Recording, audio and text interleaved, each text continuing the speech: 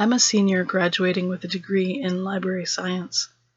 Yeah, I know. It's gonna be hard. It's not the most lucrative field, but I love reading, and I love books, and even organizing books. It's really the perfect career for me. Honestly, though, this story is why I almost switched fields 2 years ago.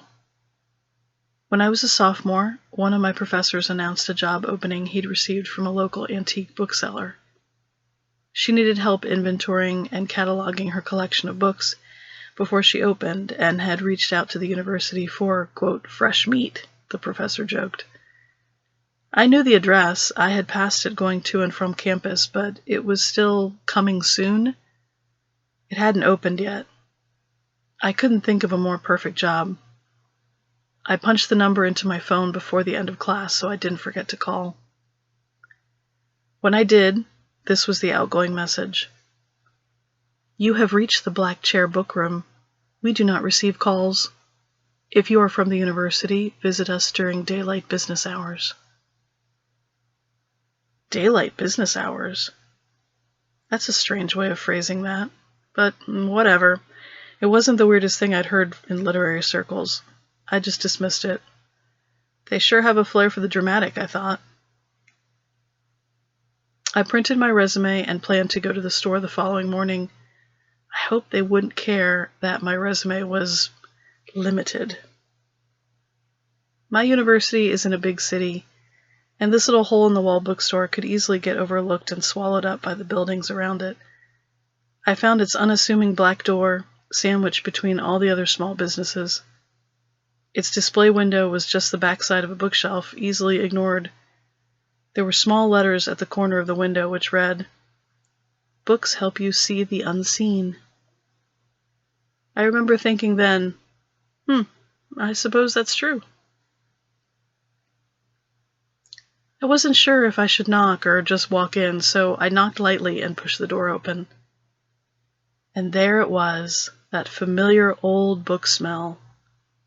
When I was a kid, I loved going to the library and finding new stories. I stopped into my local library almost every day after school. I closed my eyes for an instant, letting them adjust to the darkness of the room. I opened them and looked around. It was a small room full of books, so many books that it felt almost to be closing in over me. Being a book lover, I felt right at home. This is what a bookstore should feel like, I thought to myself. And there, in the corner, was the big black chair itself. A large black leather armchair with a low light hanging over it, the only light in the room. Do you like what you see?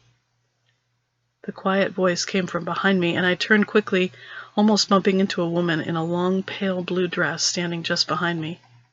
She was expressionless. Did the university send you? I fumbled to stand, tripping over my own feet. I handed her my resume awkwardly. She took it and placed it on a shelf behind her. It doesn't matter. I'm glad you're here. I'm Nina. She didn't look glad. She looked blank. She stood a little too close to me, and I backed up. She explained that she was about to open, but had just received a new collection from an estate sale and needed them cataloged. The only catch was that I had to work overnights. I don't want disruptions during daylight hours, too, she said. Can you start tonight? Daylight hours, too? Had I heard her right? We agreed on what I considered to be a generous hourly rate, and she started walking towards the back of the store. I followed her as she turned the corner behind a wall bookcase. Behind it was a door, which she opened, leading us down a staircase to the building's basement. The walls were lined with boxes and boxes of books. There was a desk facing the wall in the corner of the room, with a small laptop and a desk lamp. That's where you'll work, she said dryly. She explained to me how she wanted the organization done, and we went over a few other details before she said, Stick to the work and don't go upstairs if you hear noises. There's been activity lately. The old books carry spirits. The last student couldn't handle it. Does that bother you? I looked at her face for any sign that she was joking or being funny. None. Still expressionless. "No, I'm fine," I stammered, not entirely sure how this perfect job had just become really strange. She gave me a key and said, "Come back before dark tonight. I leave before dark." I left feeling hopeful, but also pretty caught off guard by the whole haunted thing. Had she been kidding? Do people really believe in ghosts? The little warning voice in my brain was going off, but I ignored it. I was looking forward to the work. That evening, I showed up around 4:30, just before sundown. I stepped into the store, and Nina was already in her coat, bag in hand. "It's best to keep the door shut to the store," she said, gesturing to the door at the top of the stairs. "I'll see you in the morning." With that, she went out the big black door and locked it behind her. As I stood in the room, I wondered if there were cameras up here. Could she monitor where I was in the building? Maybe she just told me that stuff to keep me from coming up here while I was on the clock. I headed towards the back of the store as the sun set. I closed the door behind me and started down the stairs. There was so much work to do. I started with the box that was open at the desk. I pulled out my earpods and sat down. A couple of hours later, I took a bathroom break. There was a small bathroom under the stairs, toilet, sink, and a mirror, I think. Above the sink, there was a towel against the wall. I moved it slightly to find that it was covering a mirror. That's strange, I thought. I moved it a bit to check my face, and as I did, I saw a shadow pass behind me, just enough movement to catch my eye, but not enough to be sure that I'd actually seen it. What the hell was that? I turned fast, but the bathroom was so small there was nothing to see. I recovered the mirror and opened the bathroom door. I was letting Nina's comments get under my skin. I went back to the desk and sat down. I rubbed my eyes. It was almost 7 p.m. Way too early to be getting tired and seeing things, I thought to myself. I reached into the box on the floor for the next book and opened it. As I did, a big spider ran across the cover, over my hand and onto my lap. I gasped and stood up, pushing my chair over backwards. As it hit the floor, a duplicate thump sounded above my head. I took a few steps away and stood in the middle of the room. I hated spiders, and my skin was crawling. But also, what was that noise? I was still for a full minute before I went back to the chair and checked for the spider. It was gone now. Ugh, I hate spiders. My skin wouldn't stop crawling. I rubbed my arms and shook them out, trying to get myself together. I only put one ear pod in this time, and eventually got back into my groove. But now I would occasionally look over my shoulder. I don't really know what I was looking for, but I didn't like sitting with my back to the room facing the wall. I don't like sitting like that in general, but now it even felt worse. I remembered a trick I saw in a movie. I reached into my bag and found my makeup mirror. I set it on the desk in front of me, so now I didn't have to look over my shoulder. A few minutes later, this became a horrible idea. As I cataloged, I had to look from the book to the laptop back and forth. As I did this, I saw a shadow in the mirror. It moved quickly behind me a few feet from my chair. I turned fast, but there was nothing there. I know I saw something. This was what I had seen in the corner of the bathroom mirror. I turned my chair all the way around so I could see the rest of the room better. As I sat staring at the quiet room, I heard a voice in my ear say, "Did you see me?" I jumped out of my chair and stood looking all around. The room was quiet and empty, but I pushed away from the desk and up against the wall so I could see everything at once. I stayed pressed up against that wall for a few minutes, but when nothing happened, I shook my head. This cannot be happening, I thought to myself. I sat back down, absolutely convinced that I was just seeing things. I'm just letting what Nina said get under my skin. I picked the book up that I had been cataloging and got back to work, but this time I sat diagonally at the desk so I could kind of see behind me. It wasn't long before I started hearing things upstairs. I heard what sounded like the heavy black chair being moved. At this, I turned and faced the stairs going up to the first floor. There's nobody there, I told myself, but that wasn't a comforting thought. A real sense of dread started creeping in, and I looked at my phone. It was already 3:15. I just had to make it a few more hours, and then I could go home. I turned back towards the computer and tried to finish the work. Over the course of the next hour or so, I heard what sounded like books dropping onto the floor and footsteps upstairs. Nina warned me not to go upstairs. She told me to expect some weird stuff, and that's just what's going on. I'll be fine. I just have to stay downstairs, I thought to myself. Because my hands were shaking, I accidentally closed the whole program. There, on the desktop, was a file that read, Activity. I wouldn't have thought much of it, but because Nina had used the word active to describe the bookstore, I wanted to see what was in it. I moused over it, paused for a second, and opened it. It was a series of video recordings. I clicked the first one. It was Nina at the desk, cataloging just like I was doing. Nothing happens for a few minutes, and I was about to move on to the next video when a dark shape, I can only describe it as a dark shadow, comes down the stairs behind her. Either she knows they're there and doesn't care, or she can't hear them. The video has no sound, so I can't tell. I watch as this shadow, moves towards her. It absolutely terrified me, but I couldn't look away. It didn't take steps, it just seemed to glide towards her. I watched in horror as it continued moving into her. Then it disappeared. It was as though it just entered her body. She didn't move or flinch, nothing. She just kept typing. Then the video ended. My hands were shaking worse now, but I had to look at the next video. I saw a young woman at this desk, in this room. She was alone. She was typing, but there's still no sound. After a few seconds, she jumps like something touched her and flips around in the chair to look behind her, just like I had. I couldn't see if she sees anything, but she turns back and continues typing. Nothing happens for a few minutes. Suddenly, a book from one of the boxes springs up into the air behind her and lands on the floor. It must have made a noise when it hit the ground, because then she turned around suddenly and spent a few seconds looking down at the book. With that, the clip is over. Okay, that one wasn't so bad, I thought. I clicked on the next video.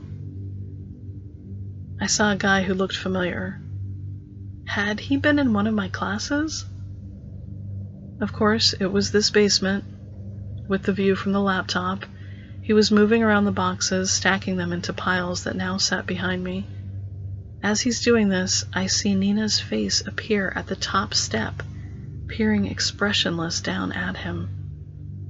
For me to see her from that angle, she would have had to be crouched, kneeling down on the stairs, with her head almost touching the next step.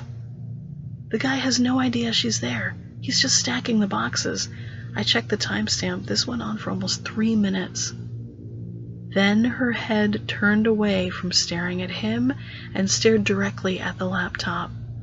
Her vacant glare turned into a sickening smile, all teeth. Her smile was so wide I could see her gums. It was grotesque. I couldn't look away. She stared like this for about 30 seconds, then she just disappeared backwards up the stairs. The guy never had any idea she had been staring at him. Oh, there's one more video left. Oh my God, I don't want to watch it. But I had to. The voice in my head was telling me, you need to get out of here. You're not safe. It was then my stomach dropped as I realized that this basement had one exit. Up the stairs through the store. The same store where I kept hearing things moving upstairs. The store with the creepy woman that had warned me against going up there. I clicked the last video. It was me walking towards the bathroom. I close the door and the dark shadow comes through the bathroom door and into the room I'm sitting in right now. The shadow glides towards the desk and just disappears. The video ends and I am frozen. It's in this room. I'm not safe down here. I either have to be here with it until creepy Nina comes back, or I can brave what's upstairs and get the hell out of here. I grabbed my stuff and ran towards the stairs. I saw books popping out of the boxes and landing on the floor behind me. I ran up the stairs and pushed the door open. The floor was covered in books. They kept dropping off the shelves as I ran around the corner towards the door. I passed the big black chair as I reached the door and saw Nina, or whatever had taken her shape, hunched in the chair. I paused long enough to watch her head jerk up as though it was pulled. Her expressionless face pointed in my direction. But this wasn't Nina. She leaned forward, grotesque smile taking shape again, and she said, "Now you see me."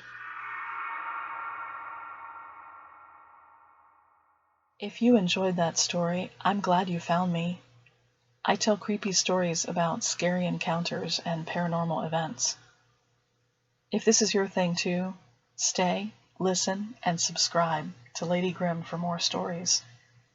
It's okay to keep the lights on. Let me tell you another story.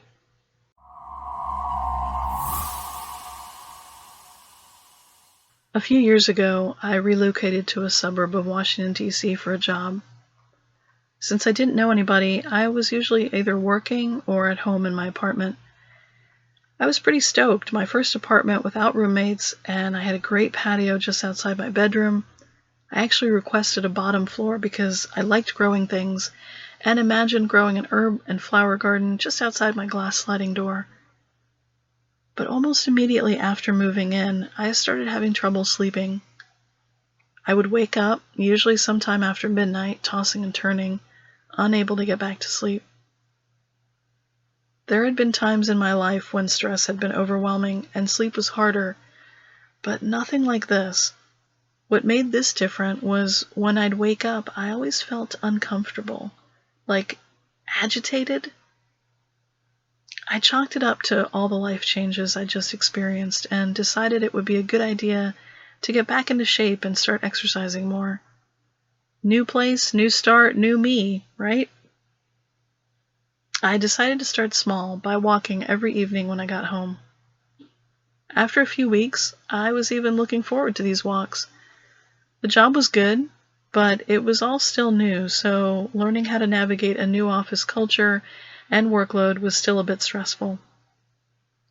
I had bought some potting soil and started planting my garden too. Just a few plants, but it was a start. Things were coming together for me. On my walking route, about 2 houses down from my apartment building, was a house that had an overgrown front yard and looked unlived in. There was no for sale sign or anything like that, but I wondered if it was just abandoned. One evening, as I approached the house, I saw one of the curtains move.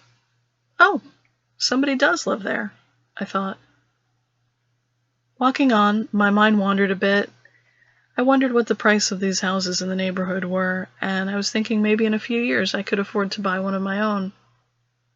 I made a mental note to start searching on Zillow and get familiar with housing prices in the area. If I wanted to eventually buy a house, I had to start researching. I got home, had dinner, and pulled up Zillow on my laptop before bed. I turned the lights out just after 11 and fell asleep. I woke up facing my nightstand. It was raining, and a storm was either coming in or finishing up. I could hear thunder in the distance. A flash of lightning must have woken me up, I thought. As I reached for my phone in the darkness, I saw a shadow move behind me. I turned fast and looked at my big sliding glass door. The curtain was slightly open as I normally leave it. There was nothing I could see in the darkness. I could hear the rain splashing on the patio and the half-empty bag of potting soil. But no movement, nothing. I used my phone light to shine on the door, but only saw my own reflection sitting in the bed. I sat there for a few minutes, just trying to become more awake. And there was that same feeling again, that agitated uneasiness I'd been waking up with each morning.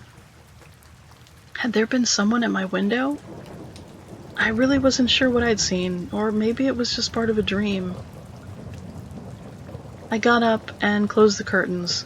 Looking into the darkness made me nervous.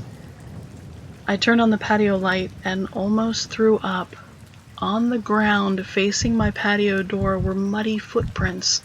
So there was somebody standing there. I stepped back and closed the curtain. It hadn't been raining when I went to sleep, so this person had been there after I was in bed. I was so freaked out. I stood in the middle of my bedroom just stunned. Finally, I called the police. They arrived a few minutes later and I let them in. They did a check of the apartment inside and out and told me to keep my doors and windows locked and to report back if anything else happened. After they left, I just couldn't get back to sleep. I went online looking for home security cameras. I bought a few interior cameras and an exterior one for the patio. The next morning, I went to work exhausted and feeling really stressed. I was so new that I didn't want to tell anybody what was going on. I just felt really alone. I hated that the actions of one person were now impacting the way I had to live. Not only was I scared, but I was also furious. I had no idea what that person had wanted, but the thought of someone just a few feet away from me while I slept, with only a thin layer of glass between us, made me feel horrible. After work, I decided it would be an early night. I didn't even go for my walk. The cameras would be here in a few days, and hopefully they would make me feel a little bit more safe. I fell asleep fast, so tired from not sleeping much the night before. Again, I woke up a few hours later. Ugh, why am I awake? I groaned. I felt uneasy again and looked at the big window to my right. The curtains were drawn, and everything seemed quiet. I sat up anyway and decided to get some water. I walked into the kitchen and poured a glass. Still feeling uneasy, and instinctively, I went to the front door to look through the peephole. There was something obscuring my view. It made me jump back a little, but I looked again. It was still there, and it wasn't moving. I unlocked the door and peered around the corner. Thinking back, not my smartest move, but I was still half asleep. The breezeway was silent and empty. I popped my head around the door to see what was blocking the peephole. It was a plastic bag with a piece of paper in it taped to my door, covering the peephole. Oddly, my door was the only one with a baggie on it. I grabbed it and pulled it inside, closing and locking the door. I looked at the clear, crumpled bag. It looked old and reused. I turned the paper over, expecting to see a notice from the apartment management. It was a picture of that run-down house on my walking path. In Sharpie, at the bottom, it read, "My house is for sale, come look." I stood staring at that paper for a minute. What? Why would somebody put this on my door? Was it a coincidence that I had started looking at houses and now this shows up on my door? I suddenly felt so creeped out. Someone had put this on my door since I went to bed. Should I call the police? I didn't want to be overly paranoid. I didn't want the police to think I was making frivolous reports. Maybe it was just someone trying to sell their house and my neighbors had already pulled down their notices. I had to think about this for a while. I set the paper on my kitchen counter and went back to bed. And of course, I couldn't sleep and spent the rest of the early morning looking through Zillow. Nothing happened for a few days. I went to work and came home. I stopped walking because I didn't feel comfortable walking alone through the neighborhood, especially past that old house. My company sent me on a long training weekend, and I was gone for 3 nights. I noticed that when I stayed in the hotel, I slept all through the night with no interruptions, no waking up, just long, full nights of sleep. It just didn't make any sense to me. I came home on Monday evening, and as I walked into my breezeway, my heart sank. There were 3 plastic bags taped to my door. Looking at my neighbor's doors, I saw that mine was the only one with anything attached to it. I pulled them off, unlocked my door, and went inside, closing the door behind me. I set my bags down and looked at the clear bags. I felt the cold rush of adrenaline rush through my arms as I read the notes inside the clear bags. The first note had a picture of the same old house, and beneath it in Sharpie it read, "Stop looking at other houses. Come to mine." Then the second note, "I threw your cameras away. You have me to watch you." The third note read, "Where the hell are you?" Oh my God, my heart raced. Who was doing this? I reached into my bag for my phone to call the cops and heard the sliding glass door in my bedroom close. I grabbed my phone and ran outside into the apartment parking lot. I scanned the lot. On the far end was a couple getting out of their car, and on the sidewalk there was a lady with a stroller. Nothing weird, nothing out of the ordinary. I called the police, and when they arrived, showed them the creepy notes. They checked the bedroom and told me that the bed looked like somebody had been sleeping in it, and it was warm. Now, I always make my bed when I get up, so I knew that I had left it made. The thought that somebody had been sleeping in my bed disgusted me. They made a few calls and got the okay to go check the rundown house. They left, saying they'd contact me shortly with their findings. After they left, another officer knocked and said he'd stay to keep me safe and get further statements. I was grateful and told him more about what had happened at the apartment. About 10 minutes later, the officer I was with pulled out his radio and put his ear to it. He listened, then told me they were finished, but had found nobody, that the house was actually vacant. What they did find was evidence that somebody had been squatting there. They also found dozens of pictures of me walking past that rundown house and of me sleeping. Most of those pictures were taken through your big slider window, he said. Most? I asked. He hesitated. Do you have a bedroom closet? Some pictures were taken from inside your bedroom. Horrified, I led him through the hall to the bedroom. Suddenly, I felt his voice close to my neck. I told you there's no need for cameras.